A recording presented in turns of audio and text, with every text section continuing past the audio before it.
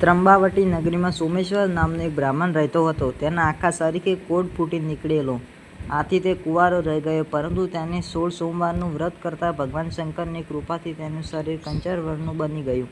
થોડા સમય પછી સારી દેખાવડી કન્યા જોઈને તેણે લગ્ન કરી લીધા. સોમેશ્વર પોતાની પત્ની સાથે સુખેથી રહેવા લાગ્યો.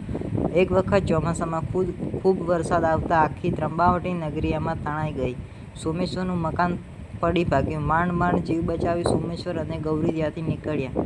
એક અઠવાડિયા સુધી સતત વરસતા વરસાદથી લોકો ત્રાસી ગયા. વરસાદ બંધ થયા પછી સોમેશ્વર અને તેની પત્નીએ એક ઝૂંપડું બાંધ્યું. આશરો તો મળ્યો, પણ ખાવું શું?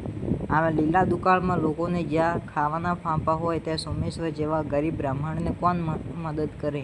આખરે સોમેશ્વરે કંટાળીને પરદેશ જવાનો નિશ્ચય કર્યો અને તેણે ગૌરીને આ વાત કરી.